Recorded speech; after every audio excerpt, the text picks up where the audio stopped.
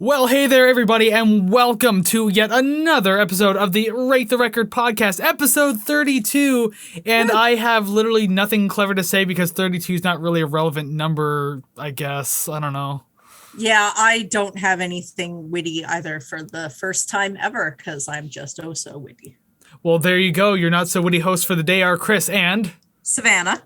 That's right, that is us, and this is the Rate the Record podcast, so thank you very much for stopping on by and checking out the show today. We sure do hope that you like what you see, and if you do, remember to hit that like, subscribe button, rate, comment, share, follow, all those great things. We say it all the time, we're trying to build that musical community. We want you to be a part of it, and that's probably the best way to do it, especially out there in the audio world. Leave ratings and comments.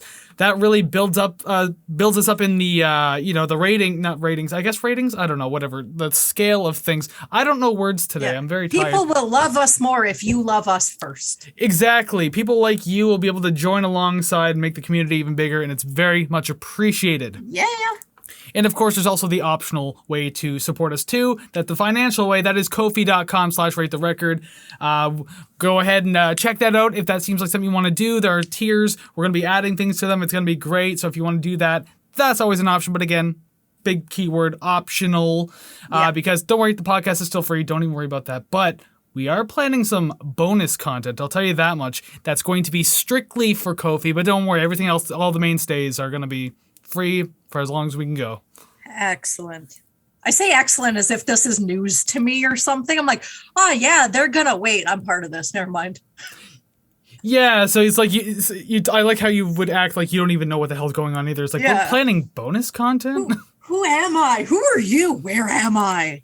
Yes. But yes, today's episode 32, and it's another one of those special episodes that we like to dig into because it is yet another listener-requested episode. So many of these lately, it's been fantastic. We've had a lot of fun doing them, so make sure you check that link down in the description below if you want to have your request in today as well. But before we move any further on that, there is a disclaimer that we do like to read at the beginning of each podcast to make sure that we're all cool with things. We're all on the same page. You know, we're not being b-holes about things. If we agree or disagree, it's all cool. We're just having a musical discussion. So what is that disclaimer? All right, I'm going to try this in one run without laughing. Do it. The following thoughts and opinions, I am terrible at this. Wow, you didn't even get half a sentence through. Because the thought of me laughing made me laugh. My Lord. I'm my own biggest fan. Whew. Take two. The following thoughts and opinions we're going to discuss and rate the record regarding this album are strictly of our own personal interests. We are not professional. We are not professional music reviewers. We are simply two friends having fun discussing and listening to music. We encourage respectful discussion and friendly banter of each episode, but we do not condone and will not tolerate bullying or belligerence based on the opinions of ourselves or others.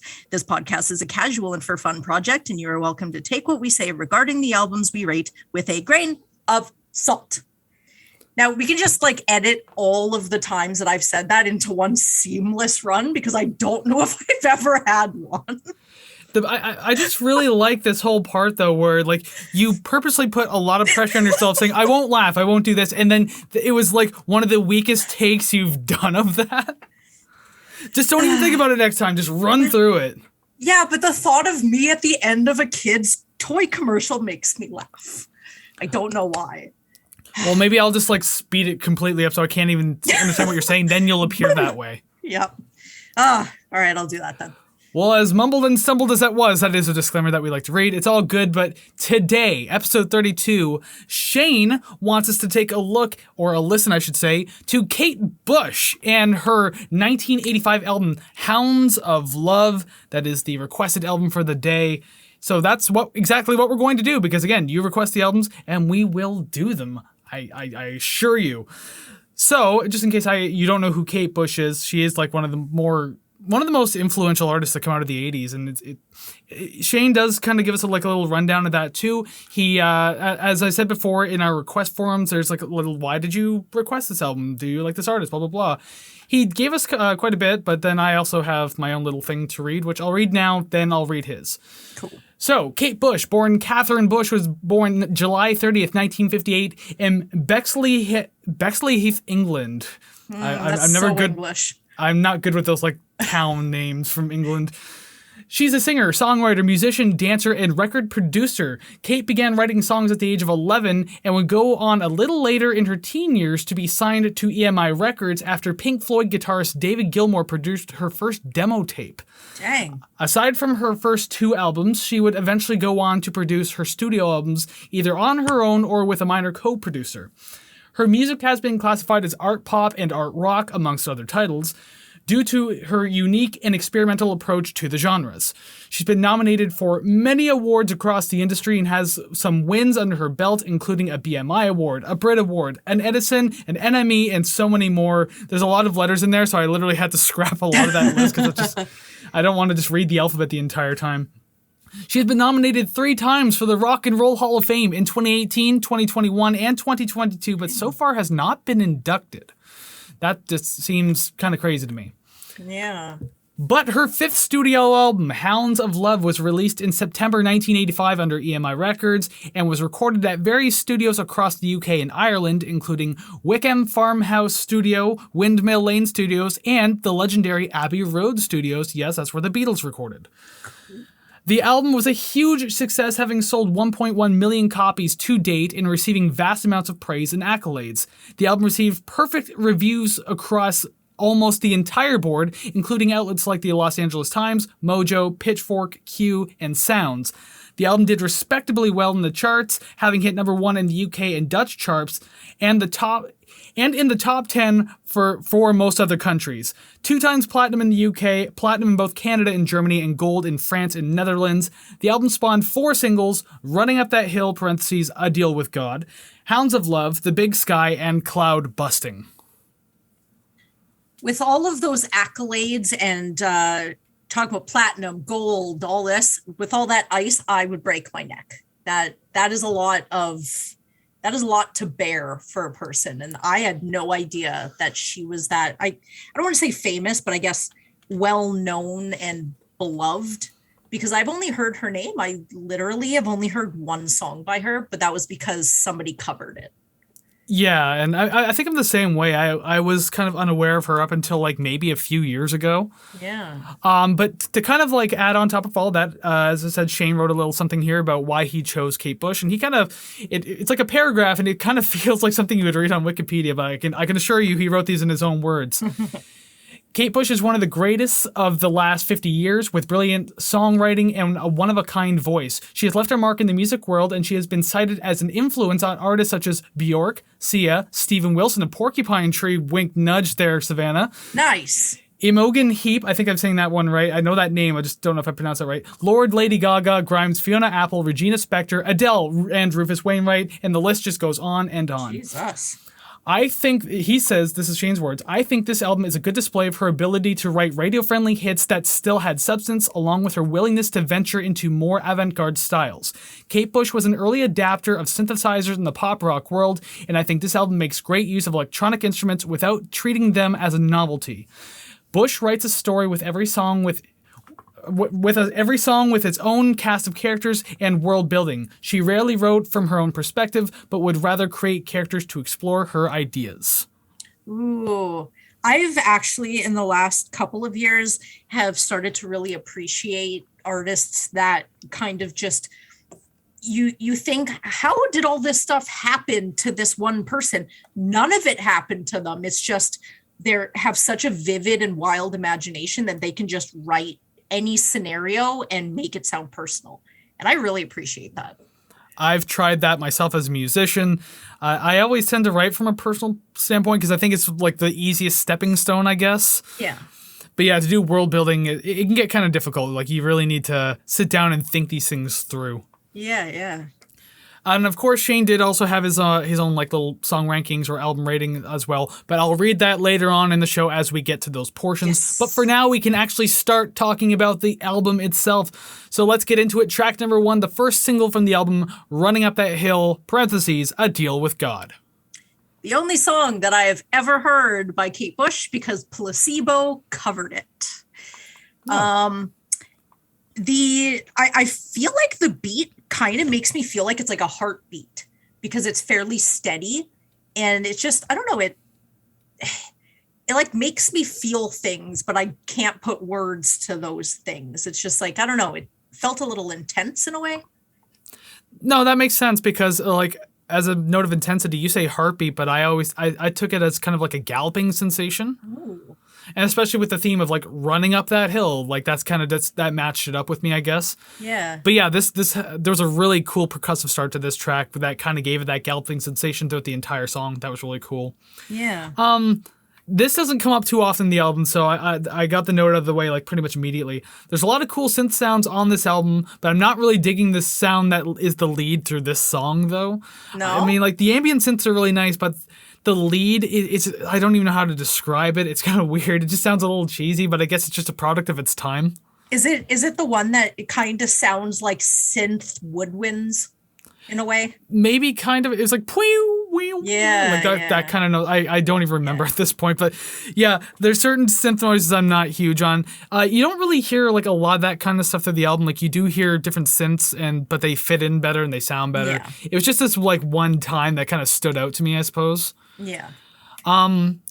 This can go all across the entire album, but I do really like the like exaggerated flares in her vocal presentation. Yeah. Like in a way, it makes it feel kind of cartoony, but it's her getting into it like emotionally, passionately, and it sounds really cool the way she does it. It's like it's definitely something that grew on me over time because I remember when I first heard Kate Bush like a few years ago. It didn't sit as well with me. I was just like, this seems kind of silly. But I mean, like over the years, obviously it got better. And having listened to this album, like, it was like 3 or 4 times before we reviewed it. Yeah. It's just something that's more comfortable with me now. And I have a lot more to appreciate about it, I guess. Okay, just jumping off that point, 100% agree. I haven't listened to it that many times. I think maybe once or twice to actually write this, and then a third time all the way through, just to, like you do, kind of make sure all the notes you wrote are accurate and all that stuff.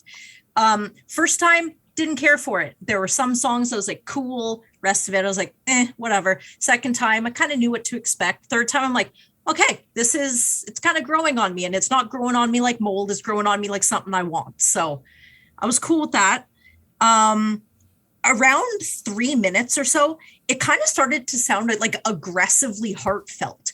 So that might kind of be with like the vocal styles kind of just pushing a little bit more. And the background vocals, they kind of make me feel like confused and disoriented. And I was just imagining just like running and having sort of people following you all like sort of talking at the same time. I don't know. No, and actually, there's quite a few moments like that on this album, especially in the back half, which we will get to when we do, because it gets pretty artsy in the back half of the album. Yeah. Like another kind of synth thing I noticed in the song that I liked, but it was hard to pinpoint. There was like this strange glassy, glitchy sounding synth that kind of came into the second chorus. I found it interesting because I was trying to pinpoint exactly what I was hearing. Yeah. I don't know what it was, but I still do enjoy it. I thought that was kind of a cool, like, little kind of textural addition to the track. Yeah. The hook in the chorus is like really simple and really memorable, which is great. Just running up the hill, make a deal with God, like that whole thing. Yeah. Like I thought that was really cool. There's nothing too intense about it. But I mean, there is an intensity about it, but it's very simple, straightforward. You can understand it, and just, I mean, it's in my head, so it's good. I love the melody. It sounds fantastic. Yeah. And just from a production standpoint, the dynamic range is like everywhere on this track. I mean, like it's a really intriguing choice to do that mixing and mastering. It just feels like there's some parts that kind of just splash out really loud out of nowhere. Like it's emphasizing certain moments. Yeah. I do like that. Like if it's done properly, I don't mind that, because usually in a dynamic range, like the song will be kind of kept the same throughout, so nothing is so jarring. Like most mixing and mastering will come down to that, but in this one, it's just kind of like let things explode when you want them to, as long as it makes sense. And I felt like it did, so it was just kind of a treat to listen to things like that in this song. I don't think I could beat that last point. I guess my last point was it felt like an optimistic start for the first song. It's you listening to it going, okay, I can get into this. And then that's when she's like, well, you like that. Let's see what else I can give you. Yeah, we got some pretty big songs coming up too. And we got a whole album to get through. And as I said, it does get pretty artsy, and I said before avant-garde, or I think Shane might have mentioned avant-garde in his little comment there. Yeah. You'll notice that as we go. Definitely. So let's get into the second single of the album then, Hounds of Love, the title track itself. I immediately noticed like another big percussive start to this song as like the last one too, and that happens like quite often through the album. But the thing is, it feels so different every time. Like it's expansive, and like it's very emphasizing on like, I don't want to say the point it's trying to make, but just like they're there for a reason, and it works. It sounds good too, and so I love how percussive everything's been so far. And spoiler alert, how it gets percussive through the album. Yeah. It does add a lot of power to an already expansive sound, so that's fantastic. I feel like you'll hear this too throughout the album, but I feel like she's really showing her vocal strength in a track like this. Yeah. Like I like the little growl she has in her voice when she says the term and take your shoes off and throw them in the lake. I hated that at the beginning, but the more I listen to it, the more I find it slightly endearing. I was gonna say endearing too, because because again, that's her putting like everything she has behind it, and just like you can kind of grow to appreciate things like that. Yeah. I literally could not discern her vocals during the first listen. I think I was just too preoccupied listening to what is this. But it definitely got easier because, like I said, I know what to expect. So I started to like really appreciate it. I don't know. I didn't have many notes for this one. I think my big one was the drums at the beginning, like just the sort of heavy reverby drums. Definitely remind me of Phil Collins' I Don't Care Anymore. Going forward, I'm probably going to reference a lot of other songs that little snippets of this remind me of. But I mean, she's in good company because I like these songs enough to reference them, I guess. I really liked how large the drums sound. And there are a couple songs coming up where it's just sort of feels like you're sitting in the middle of a gigantic gymnasium, and it's coming at you from everywhere. And I like that. Yeah, and that's kind of what I was saying in the first song, like a very expansive sound. And yeah, she utilizes that well through most of the songs in this album. Some of them are a little lackluster, but I mean, for the most part, it's done very well. But just kind of a sidetrack there, because you did mention Phil Collins. I'm going to ask this completely off topic because I asked a long time ago on social media. Phil Collins or Peter Gabriel? Who's a better songwriter? I don't think I've listened to enough Peter Gabriel to know. But I've heard that Phil Collins is a dickhead, so I've always thought of that. So I've never picked him solely based on that fact. I know he's a dickhead, but I've always chosen him anyways. Peter Gabriel just doesn't do it for me. Yeah, I like Red Rain, and that's about it. Phil Collins is definitely more mainstream and poppy, so I would say like mainstream success. Well, then even Peter Gabriel had like Sledgehammer and what's that album? Something like that. Yeah, so I don't know. That's hard. I'm sure to some people it's like asking who's your favorite child. They're like, I don't know. I'd rather die than answer this. Easy, the one that loves me more. The one who gives me $50. Yeah, the one that gives me allowance. All right, sorry for getting off topic there. Shane, just I felt like I had to get that one out because as soon as you mentioned Phil Collins, like that's a question I asked a long time ago. But regardless, with Hounds of Love, the song, my gripe with this one is that like it always feels like it's building towards something but never really reaches a satisfying conclusion. Like the entire track is building, and like even towards the last half it gets a little more grand. You're like, something's coming.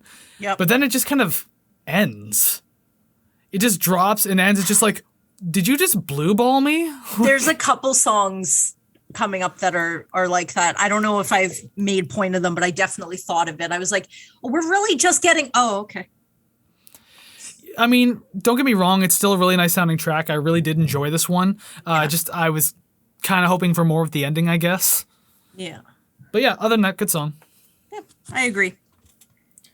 All right, then. Well, then I guess that means that we can probably move on to the next song. Probably, we're going to move on to the next song. Damn right.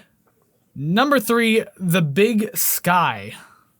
I like the way this one starts. It definitely feels more what Savannah likes about 80s music-y.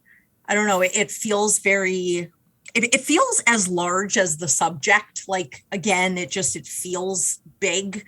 The piano underneath the bass, I don't know if I have good headphones or if that's just something that you hear, but I really like it. I don't know, it just seems to play well together.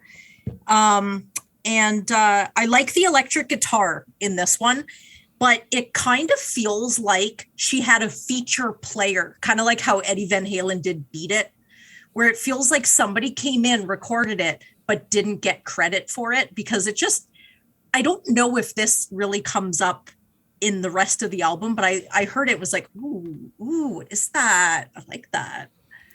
No, I know exactly what you're talking about too, because although I didn't make note of it here, I mentioned his name later on, but because I did some comparisons to like Bowie, or at least one or the other compared one to the other, because they either one influenced the other or they're both influenced by each other. I don't really know, but regardless, that'll come up later.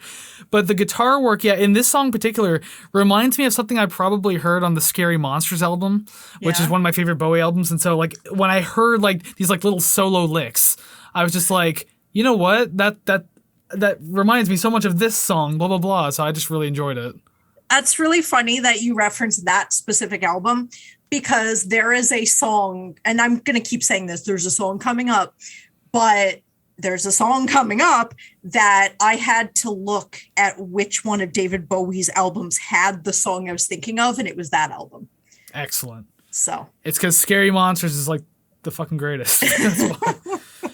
But the Big Sky, very grand and adventurous feeling in this song. Love that. It's a lot of fun and catches my attention like almost immediately. So, I mean, okay, you got me from moment one. Let's keep running with it. And boy, do we. Yeah. Hell yeah.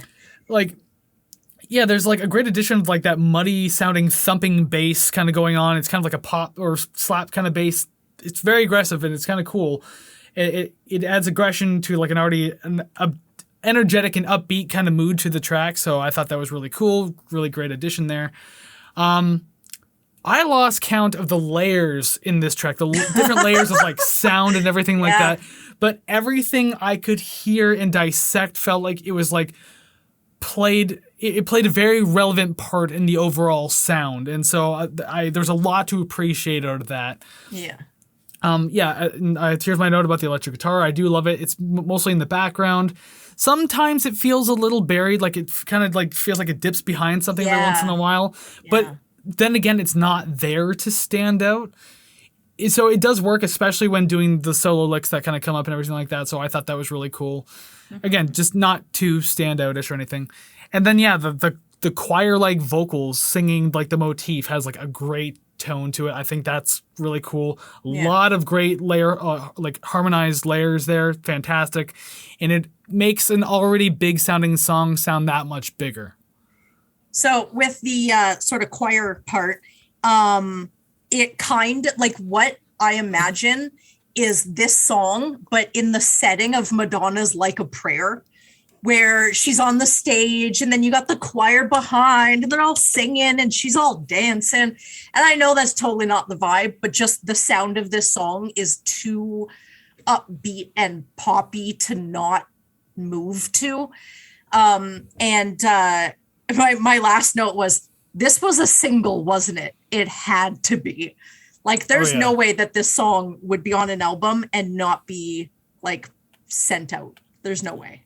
And even at like 4.5 minutes long, like you still don't really count the time at all, like because it's just you're having like a lot of fun in this track. And the only thing you really notice about the time in this one is like it was like kind of a long fade out at the end.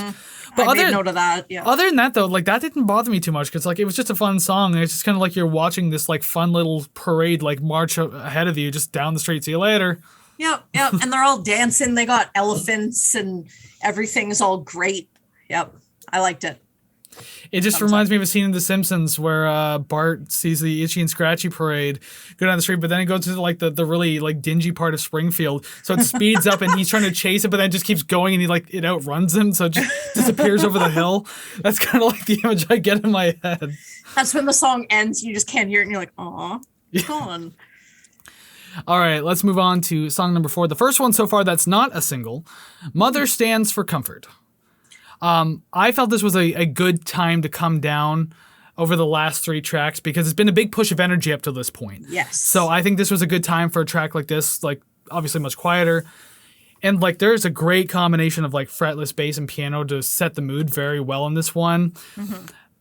Obviously not the same type of track, but it did give me like these vibes in my head of New York Minute by Don Henley, which I adore that track too. That's really great. So it kind of reminded me of that a little bit. So that's cool. I don't know the song. I only know the movie by Mary-Kate and Ashley. Ew. The song's much better. I could just tell you that without having seen the movie. I am also a female around their age. Moving on. Yep. So the intro drums, they kind of sound like Joe Walsh's Life's Been Good. I heard it and was like, yeah, I hear the song. I mean, good company, like I said. Probably not the last time I'm going to say that. I personally have a drum machine from what I assume to be the early to mid 90s. And listening to this song, I feel like, yeah, I could play this. I can't play this at all. But I feel like that's kind of a testament to like a good song or like a decently written song where someone can listen to it and be like, yeah, I could play that when you literally could not even try. I found some of it sounded kind of, I don't want to say cheesy, but like of its time, I guess. So there's a lot of what I assume to be innovation at the time, but now you're just kind of like, the hell is this? So I kind of had to put that aside a little bit. Yeah, you'll find like even on albums or artists that people claim to be like ahead of its time, you'll still find very much a product of its time in certain tracks. Yeah. And yeah, I mean, that was kind of me with Running Up That Hill. How it had those like synth lead that just I wasn't too fond of, very much a product of its time. Yeah, definitely. Interesting that you mentioned the drums too, because I did say in my notes here, like interesting to incorporate such an industrial style of percussion. Yeah. I noted that because industrial music wasn't super prominent by the time this album dropped. Like it was kind of new, mainly underground, and meanwhile, like just all these weird percussive samples and sounds that she was using is like a very industrial type style. Yeah. So I don't know. I just thought that was really cool that she's kind of like getting in on that, despite the fact it's way outside of her genre. Which Yeah. I mean, she incorporates a lot into this album again, especially in the back half. So I mean, I guess it's not too surprising. That's cool. Aside from like a well thought out use of layering in this track, I felt this was one of the ones that kind of like lacked substance to me. Like I feel like it made its point like pretty early on in the track. It made it pretty clear. Not that every song needs to pop. Like, I mean, whatever, take your time. But I mean, this one was definitely flatter than the rest. I agree to a point. Yeah. I was kind of growing quickly tired of like glass breaking and mimicked gunshots or whatnot. It's just kind of, I don't know. It was a little much at a point, like here and there, cool. But like, I don't know. That just wasn't my favorite. And I just straight up didn't like how it ended because it felt like someone yanked my cassette out of the player. It just did. It even with repeat listens, I still just couldn't get over that. Even like just one more bar as a come down, and then I could be fine with it. But I was like, okay, this is fine, and it's done. I'm like, stop it. No, yeah, I guess it's understandable, but I mean, like, whatever. It must have been like a very purposeful choice, I guess. Yeah. Especially because, like, I mean, to anyone who's new to the podcast, we don't do lyric analysis, but everyone else already knows that by now. Yeah. So I'm pretty sure there's like some sort of story in that song there, especially if it's character and world building. Yeah. And chances are there's a reason why you keep hearing that kind of stuff. But because we don't do lyrics, I mean, maybe we're just missing some sort of point here. I would like to think that I miss almost all of the points and then make my own. So world building. That's the best part about music. It's up to interpretation of the listener. I mean, even if it's really straightforward, you can interpret it however you want. Well, you keep talking about the back half of the album, and I feel like that's really where I got the most vivid images from the music. So I feel like she was on to something on the back half, if that's what we're leading up to. Well, I know that the back half is actually a whole concept section called the Ninth Suite. Don't please do not do this Primus thing where I say something and you're like, yeah, that's pretty much what it was. We'll see when we get there. Because I was just reading about it last night before, like finishing up my notes and everything like that. So like I kind of have an idea for what the suite's about. So we'll see. We'll see how close it is. Because I didn't look it up. So all right. So in the meantime, let's go down to song number 5, another single for the album, Cloud Busting. This one didn't sit with me as well as a couple of the others prior. At a certain point, everything at a constant quarter note beat just sort of annoyed me in a way. It was just sort of, I don't know, maybe it just made me feel unsettled. In this one, I kind of wanted the strings to end. It was nice at the beginning to introduce the song, but it kind of felt like that guest that wouldn't leave, even though you've kind of slapped your thighs and tried to get out of your chair 6 times. They're like, keep telling you the story. And you're like, okay, got it. Thank you. I don't know. It felt too long to me for having just repeated sort of the same basic bits.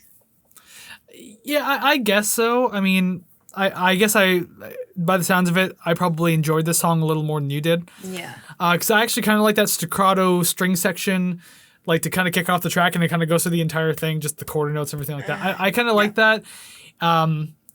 There were a lot of great moments of having certain notes emphasized as well. You'll notice like certain quarter notes were like just pounded heavier than the other ones, so I thought that was really cool. Good good accented notes, a good addition there to an already very wide sounding percussive sound, so that was really cool. This song is easy to get caught in. The pacing is contagious, and again, it's just well accented by the drums. The composition of everything else does a good job at falling hard on the beats too. So I mean, like it makes it much more consumable to just like even like the most casual listeners. So like a song that would work for this one. It's like a little. So I'm just trying to like go through my notes here to make sure I'm not crazy notes again. Well, yeah, because I feel like at some point I'm just repeating myself, so I just want to make sure that like everything's kind of good to go here. Yeah. The cool thing about the song is like, especially with that like staccato beat, like it's a little too hard thumping to be smooth, but there's still something of like a quiet flowing piece about the track, I guess. I don't know.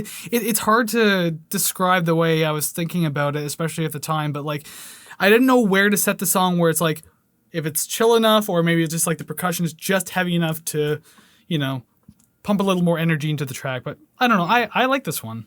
Yeah. I don't agree entirely, and I lack any further notes. No wonder then. I mean, no worries then. That's what I meant to say. Not no wonder. No wonder your opinion sucks. No, I put no all wonder of my I'm the better thoughts host. into the. I'm going to look past that. I put all my thoughts into the last 7 songs. Well, I mean, we're getting there now, so I guess we can flip the record over to side B and start the 9th suite. So the first song in this side of the album, A Dream of Sheep. Okay. So I do have to say, call back to the Dream Theater episode. The sound bites are kind of reminding me of that, but the image that I got in my head was definitely supported by them. So I shall accept. So I hear water rushing on the shore and seagulls, and this female voice that come here with me, love. Is the water calling to her? Is she walking into the water and killing herself? I don't know if that's the case, but it does. Yes, obviously has a lot to do with water. Yeah. Because that's the feeling I get, and the vibe from this song is just like she's just something inanimate is calling to her, like maybe a voice in her head is like, go do it, and then she went there, or like went into the water. But overall, this song kind of feels like the song they play live, where she doesn't play piano on any other track, but she plays on this one to really impress those who don't know that she knows how to play piano. And I was like super down for it. I really like that. And I don't know if it's nylon strings on the guitar, but it sounds very Latin inspired. And I was also down for that too. As far as I'm concerned, the back half of this album and the entire suite, it's almost completely based in European style music and nothing of like Western influence, almost nothing at all. And so that's why, like, in later songs, you'll definitely hear different, like, influences and styles in there, just, like, different, like, cultures altogether. Yeah. And also, she has, like, Irish heritage, too. So, like, coming up from the Jig of Life, for example. I was so into that spoiler.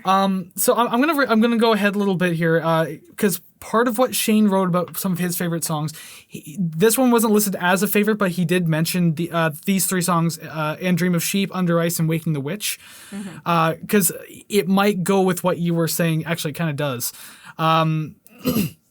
Let's see here. It just says, yeah, that combination of those three songs, the three songs work together as one piece, telling the story of a woman struggling to life lost at sea, waiting for rescue as she fades between dream world and reality. And that these songs venture more into the artsy side of Bush's songwriting. So she's not dead yet. It's kind of like, God, there was something like that too. Not Castaway, but I mean, I guess you can kind of compare it to that if you want to. There's something else that kind of had that story behind it too. I don't know, but regardless, like Titanic is what you're thinking of. That too, I suppose. Yeah, that definitely works. And I mean, I'm assuming that Shane probably knows a little more about this album than not like I do or you do or anything like that. Yeah, so definitely. by listening to the songs, it kind of sounds like that too. You could probably get those ideas. Yeah. I didn't have a lot to write for the song because it's only 2 minutes and 45 seconds. It's quite minimal. I mean, like, there's not a whole lot going on in the track, but goddamn, is it pretty.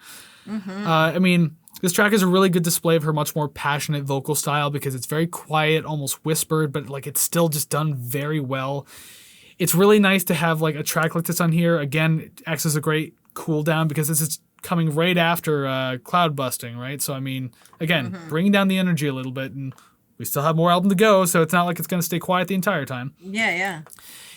And I did, because I had read Shane's note ahead of time, like, because it's obviously in our request forums, I did write that it's a good start to a trilogy of songs that feels like a progressively unsettling dream sequence. But apparently the entire back half is in a whole concept called the Ninth Suite, as I said before. I don't really know how to connect it too much, so I mean, like, someone's probably going to be better at explaining that than me. I have descriptions of my visuals for literally every song from here on out.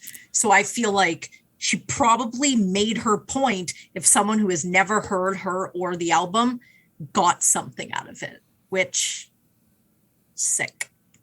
I like it. All right.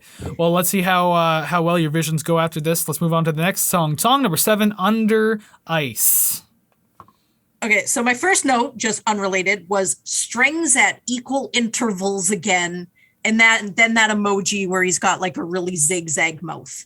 Very just not my thing. Okay. I like strings, awesome, not my thing. Anyways, I find this song like a kind of like a decent interlude song. It definitely wasn't sort of a feature to me, but it was kind of like a connection to the one before and after. Again, I still found the sound bites kind of cheesy, but less so once you really put it in context of what I assume this song is about. I am convinced this sequence of songs is her dying or just walking into the water and washing away. And I would probably get the beginning of this song and Cloud Busting confused. Yeah. Maybe. I don't know. I didn't get that idea. I think it's just the constant strings. That's possible. But yeah, I guess the whole idea of like, yeah, her like kind of in the process of dying, it's either that or yeah, she's kind of in the middle of passing out, which is very much like a hypnagogic state, I guess, which is like, you know, that state of being awake coming out of your sleep or like kind of still being conscious going into sleep. And I don't know. Hypnagogic states are like that thing where, you know, people say they wake up in the middle of the night and see someone standing at the foot of their bed or in the corner of their room, but it's not actually there. It's because your dream state's still kicked in your waking life because you're still like in that fog. So that's why people see ghosts when they wake up in the middle of the night. Spooky. That also explains like the whole sleep paralysis demon thing. I've never had that, and I pray pray that I never do. That just freaks me. I have had sleep paralysis and I still get it, but I don't see the demon. I don't see nothing sitting on my chest. I'm aware that I'm awake, but I can't move and I can't make sound. So like I just literally have to jerk my body until I finally like snap out of it.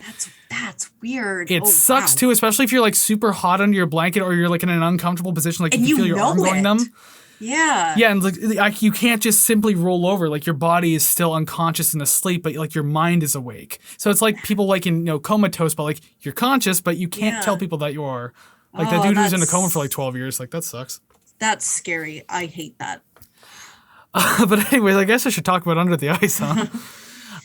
Interesting sound design in this track. I thought it was great. Like a lot of moving parts, creating like a lot of mental imagery. I mean, obviously that worked well for you. Oh, definitely. I do like the ambience of the track overall and the mood. It kind of just adds to the progressions of the songs. But with that said, unfortunately, like because we score songs individually, it's hard to give this one like a higher score. Like if it was part of this 3-song collective, if it was just one song, then it'd probably get a higher score because it does flow nicely and appropriately from one to the next. I do enjoy it for that sake, but because like there wasn't a whole lot to this song and it kind of felt like, the interlude between like the 3 tracks. Yeah. So it's not that I tanked this song, but at the same time, just like I unfortunately had to score it lower just because it didn't give me much as a song individually. Yeah, I can see that. But I do still like it though. Like I don't want to tank on it too much or anything like that. Yeah. Yep. That's I pretty much have just as much as you did. Fine and dandy. So it's time for Waking the Witch, song number 8. The first minute or so of this track definitely gives me the feeling of, again, that hypnagogic state that I just mentioned before. Like the entire like first minute and a half, where just like you just hear all these voices telling you to wake up. It's like, oh, what's that? Oh, what's that over there? What's that over there? Yeah. There? Like you just keep hearing all these like weird voices and sounds. Like that's kind of what it made me feel like until obviously the song kind of takes a darker turn. Around like the minute 20 point or so, it goes quite avant-garde. I mean, like very much so. It's a very theatrical track. A lot of mental imagery that feels very difficult to piece together, and I think that's kind of the point because if you're in this like dreamlike state, nothing's supposed to make sense. Yeah. So that works really well.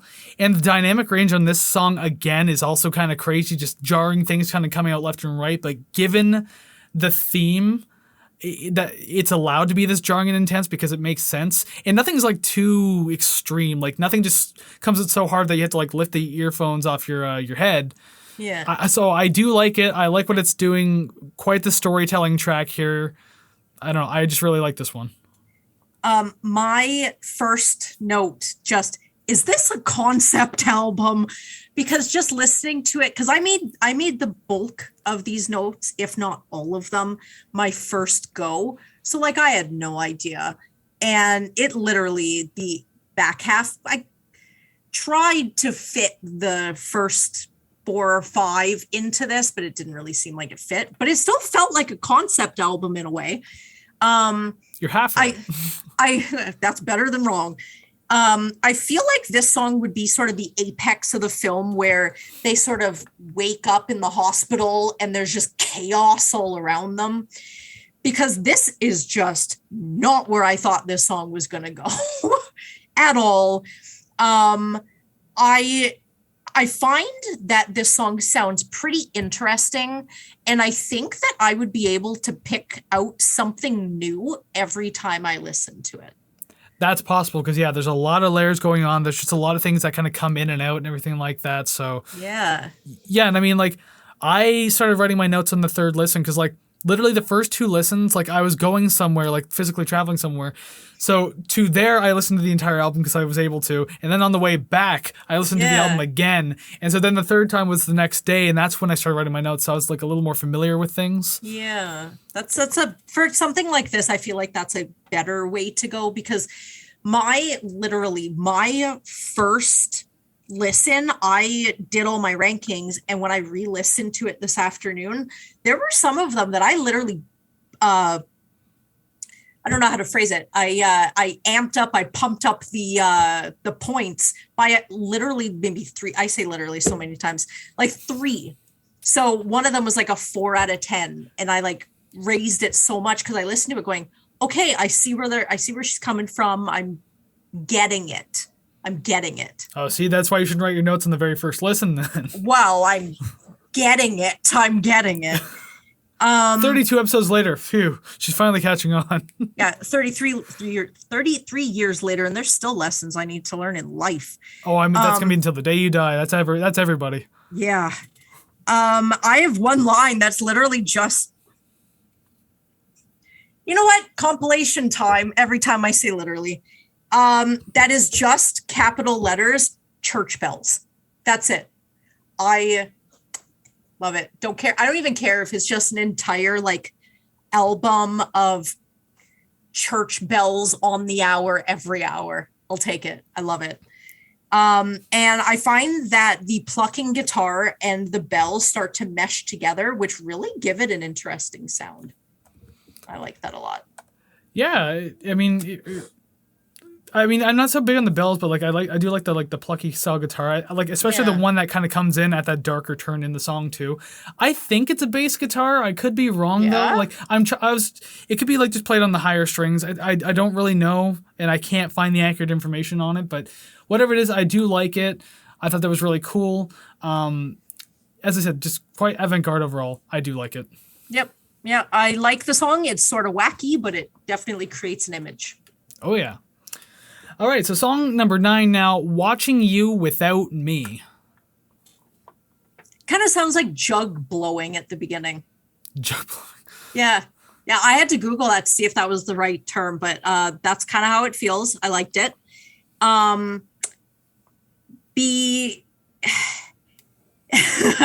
Sorry, I'm going through my notes and some of them I'm like, I don't really feel that way anymore. But one of them, there are those damn seagulls again. So maybe this is the, coming back to reality type thing because she never really left, I guess. So she's hearing all the actual real world sounds. It definitely sounds like my headphone cord is broken or just the taking in of that other female voice is incredibly cut and stuttered.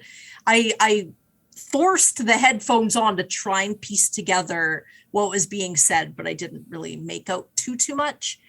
And I wasn't sure, but I did write, does watching you without me mean that she's now a spirit? Is she dead now? That's a good question, especially considering the next couple songs coming up, but we'll get there momentarily. Yeah. I personally felt like the song was kind of felt like a bit of a sleeper until the second half. It didn't catch me too much in the beginning. There are some really cool bass exaggerations and flares going on throughout the track, so I thought that was really cool. Even in quiet layers, the quiet layers happening throughout the first part of the track or so. It feels far more minimal than the other quiet tracks on this one. So maybe that's why I wasn't picking up too much. And considering how much she puts into each song, even if it's a very small minimal layer, it still feels more full. This one didn't really give me that idea. Yeah. But yeah, just on the story itself, I'm gonna read this verbatim because this is the longest note I have. I know we don't look into song lyrics too much on this show, as mentioned previously, but considering the entire back half of the album is a concept called the Ninth Suite, again, as mentioned previously, I guess this song fits what's happening in the narrative. The backwards singing was strange to hear, but as experimental as Kate has been with this album, it shouldn't really come as much of a surprise. And also, too, I did kind of, I read up on that, too. I read the lyrics to the backwards singing, and she's literally saying things like, can you hear me? Can you understand me? Or something like that. So I guess it kind of goes with the narrative of this character, trying to maybe communicate somehow, some way, and just obviously maybe not completely there, so not able to do it. I don't know. Yeah. I read a lot of different versions of this. It could have to do with a witch hunt as well. Still in the water, a witch hiding in the water until people stop looking, but then eventually the witch drowns and dies and stuff like that. I don't know. I've read quite a few interpretations. Yeah. Although, apparently Kate Bush herself in an interview has explained the entire back half, so there is a legitimate explanation out there. I just didn't get into reading it, unfortunately. I probably should have, because, research makes us look smarter in the show. Yeah, and I don't do any. I just like to look impressive when what I think is actually what is presented. Yeah. And I'm pretty glad that I'm not too far off. Maybe a little farther than Primus, but still not too far off. I was okay with that.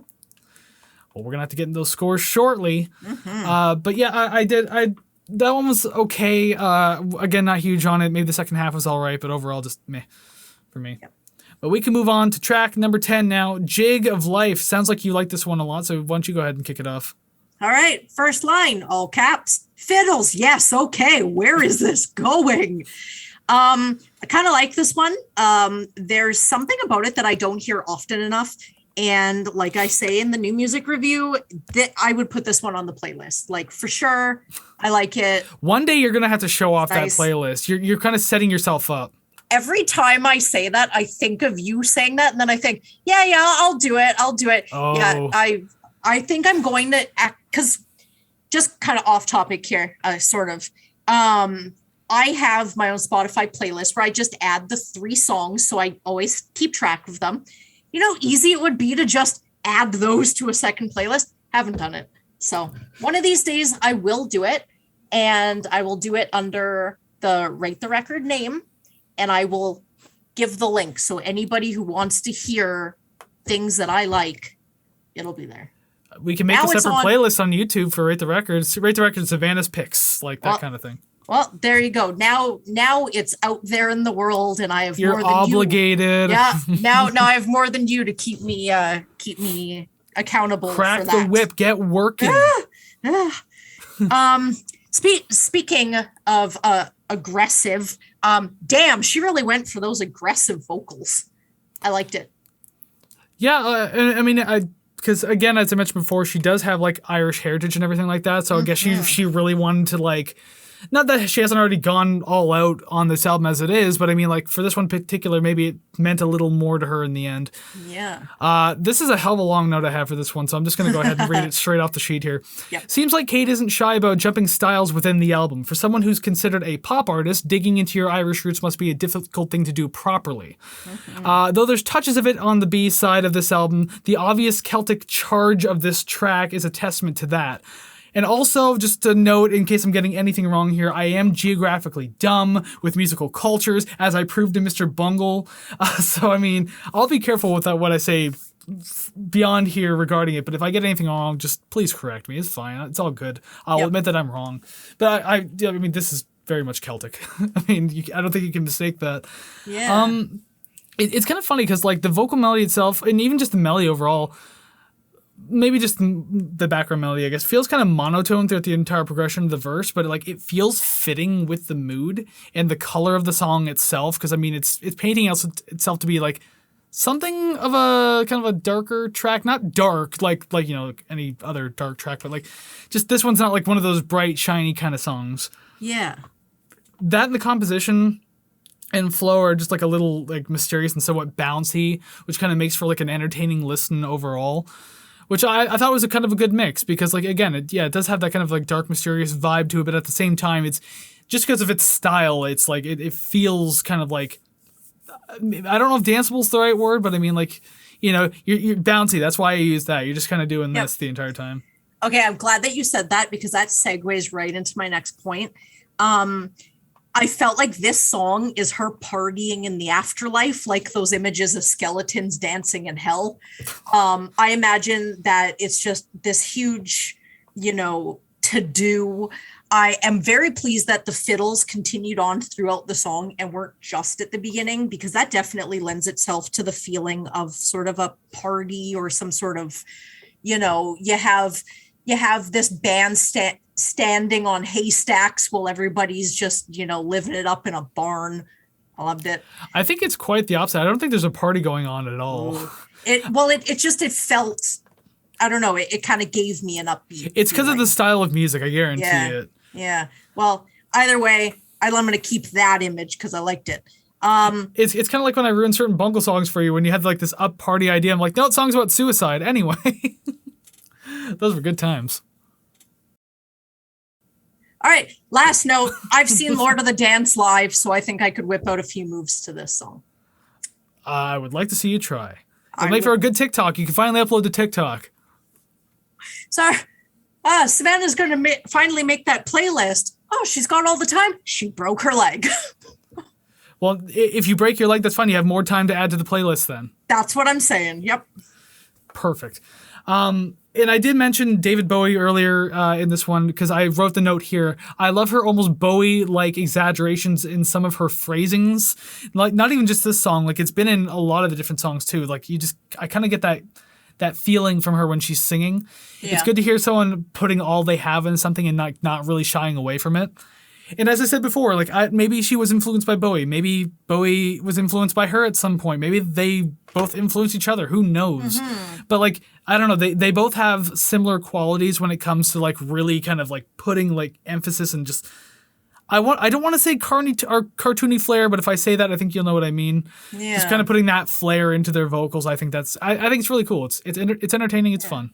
Like purposely putting it there. It's not 100% natural. It's intentional. Yeah, like you just really want to like add to the emotion of the song, like the narrative, the situation. Like you have to emphasize certain points, so you just really put yourself in there. You know, it's just it's like voice acting, totally. And I bet both of them would be really good voice actors. I mean, David Bowie is technically an actor, so I mean, like. He did it. So I don't know if Kate Bush ever started in a movie or did any sort of voice work, but I think she would have been great for it. I agree. All right, so the penultimate track now, song number 11, Hello, Earth. The song kind of sounds like an ascension, like she's drifting off to a better place. The heavenly voices sort of beckoning her forward. I felt slightly unsettled by this song. Oh, yeah. I like the introduction of the acoustic guitar as the voices get more intense and direct. And I don't really know how to describe this. I do picture it, obviously, but after listening to this, I feel like my soul has been sucked out of my body in a dramatic fashion, like when someone's lying down and they're lifted into the air chest first. You know what I mean? That's kind of how I imagined this song being. Yeah, I could see that, because especially if this is still in that narrative of the lady dying in the water, like losing consciousness, whatever. Like, this could, very well be her, like, she's already kind of up in the cosmos and stuff, because the whole thing of, like, hello, Earth, just with one hand, I can blot you out. Peekaboo, peekaboo. Like, that whole narrative there in the lyrics. Like, I didn't read the lyrics, but I could definitely make that out. So that's the imagery it gave me. There's something, as you said, unsettling. There's something peaceful but yet unsettling about this track. It has like a feeling of sadness, even with its like brief pickup around the 1 minute mark or so. That muffled choir around like 1:20, it's definitely a little chilling. It has something of like a dirge quality to it, so that probably adds to this feeling that she probably has passed by now. Mm-hmm. So I think that works really well. And I think, fun little fact, like I actually read up on this song specifically because I was so interested by it. Just like the choice to use that choir part. Apparently, Kate had a very hard time writing this song because like she had like all the basic parts, but when those choir parts came in, originally there was nothing there, and she knew she wanted to put something there like that. And apparently she like wrote her own choir parts that turned out, in her own words, like garbage. But then I think this is like a sample from like a vampire movie or something from like the 70s. Really? I don't really remember the exact note, but regardless, it was like a song or a sample that she had heard and wanted to use. So then she fit it in, and it's there now, and it sounds great. Cool. As the track progresses, it kind of takes you on like some waves of emotion. Like you have your peace, your sorrow or mourning, maybe like little bits of like fear and uncertainty. So like there's a lot to feel when you're listening to this one. It's like really pretty but dark, which I'm completely fine with. I like tracks like this. I think this could have worked as an ender, but then again, like I can see why it would have had made everything hung up on a very like ominous and ambiguous note. So maybe part of me feels like it would be a good ender, but then another part's like, you know what? Maybe it's good where it is. Yeah, it'd be like those movies where it's like the end ? So it's I don't know. I don't really have any more notes on that one, but definitely heavy imagery coming from that to me for sure. Yeah. Although this next song though, the final track, The Morning Fog, I definitely feel like if this isn't like, an afterlife scenario, then this is like she survived in the end type thing. This gives me like end credit sequence type music, and I mean the lyrics are like, you know, I'll tell my mother, tell my father, tell my loved one, tell my brother how much I love them. Like that's like the last bit of lyrics in the song there. Yeah. Yeah, like this felt like an entire night sequence. Like I mean, the entire back half of the album. So this song felt like the beginning of a new day, aka the morning fog. There's a lot of cool, smooth bass work through this track. Feels very playful. I thought that was fantastic. A very abrupt but positive ending to the track. You got these like swelling synths throughout the entire track, playful strings, and almost sleepy sounding Kate, and a gentle kind of background, upbeat vocals. Really left everything like feeling right by the end of it. So again, I'm not certain how this narrative ends, but it's either she survived or she's passed on and kind of accepted it. Who knows? I don't know. So the beginning of this one definitely brought thoughts of David Bowie's Ashes to Ashes. Just sort of the, I don't know if it's a synth part at the beginning, but it definitely had the same sort of tone quality to it, even though this one, I believe, this one's a little faster in tempo. Possibly, yeah. But now the route that I took with this was I assumed that she had passed away. So it felt like now she's in heaven, and they do play some cool bass lines in heaven. I imagine walking through a meadow and the background vocalists are angels playing woodwinds.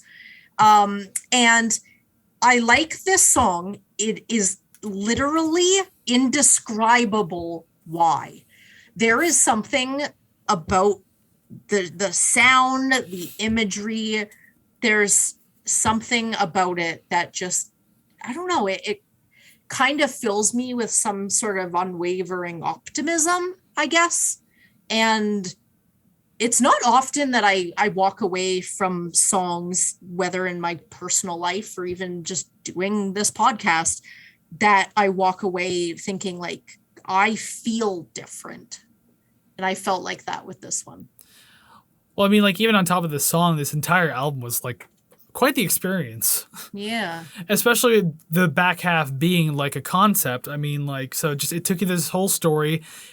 Musically, it played out very well, kind of like showing you the emotions that you should be feeling at this point. And it didn't exactly tell you lyrically, this is how you should be feeling. The music did that, and that's fantastic when it does that. So the fact that this song ended the album, I mean, like, I guess I just wanted to show you, hey, that dream sequence is over. It's either everything's better now or she's in a better place, either or. Yeah. Yeah. I left with a positive feeling, regardless of how many seemingly negative images I was getting leading up to that. And I think that's a pretty good ending. Well, keep that positive feeling with you as we come to the conclusion of the album, Kate Bush, Hounds of Love. We've discussed it at length, the one part of the review that we do, and we're going to be moving on to part 2 in a minute, but thank you very much for sticking around this long. If you have so far, maybe that means that you like what we've been doing, and like how we talked about the album, we want to know your feelings on the album too, so you can always let us know. Make sure you like, subscribe, comment, share, rate, follow, all those things. Help build the musical community and help make Kate Bush's Hounds of Love part of our musical wall that we just keep building up and up and up. Mm-hmm. Yeah, there's a lot to feel in this album, so we'd be very curious to hear your opinions on it. So now, I guess, yeah, we could just go right into the song rankings, because, I mean, we're there now, and, I mean, boom, above our heads, graphics just changed. Oh, that was weird. You got names, you got numbers, but now they need song titles, as per usual.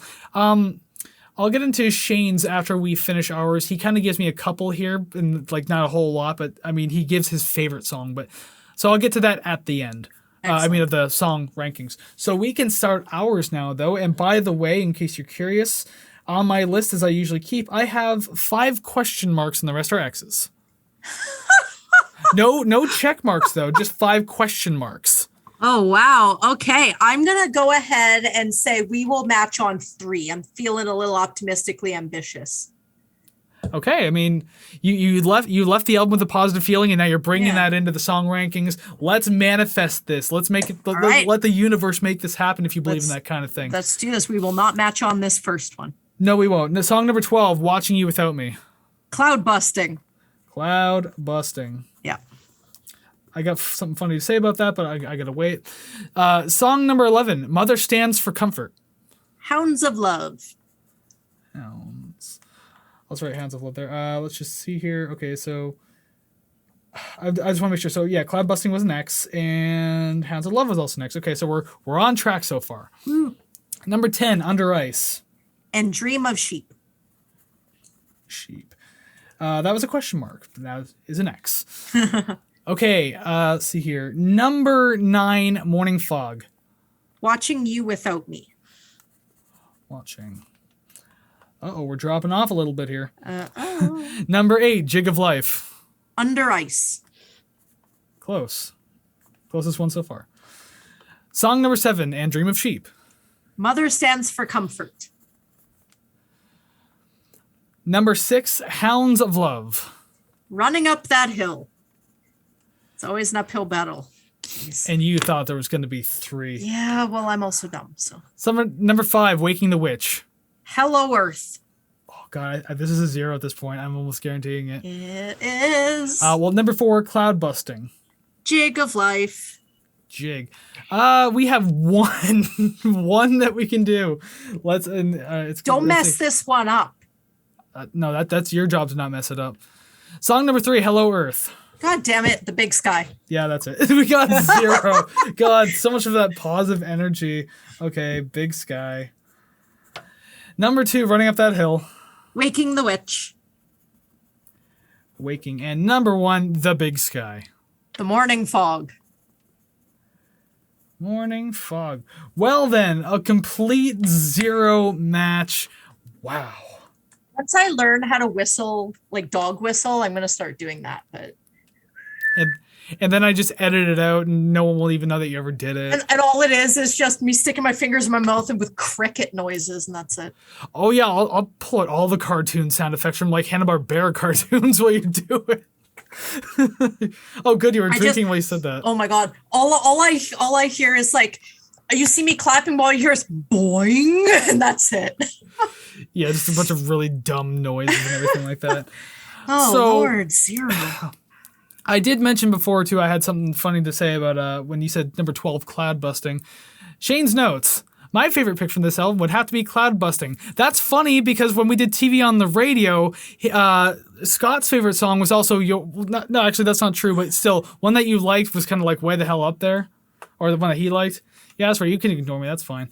Right. And he also, Shane says, yeah, one of his favorite songs is Cloud Busting. As a song, it managed to be both driving and emotive, with a stripped-down ensemble of synth strings and percussion. It tells a story inspired by the psychiatrist and philosopher Wilhelm Reich. As a side note, the music video for this song is fantastic. I meant to watch it, but then I completely forgot to because also, like I have a job during the day, so I just... Yep. Completely left my head there.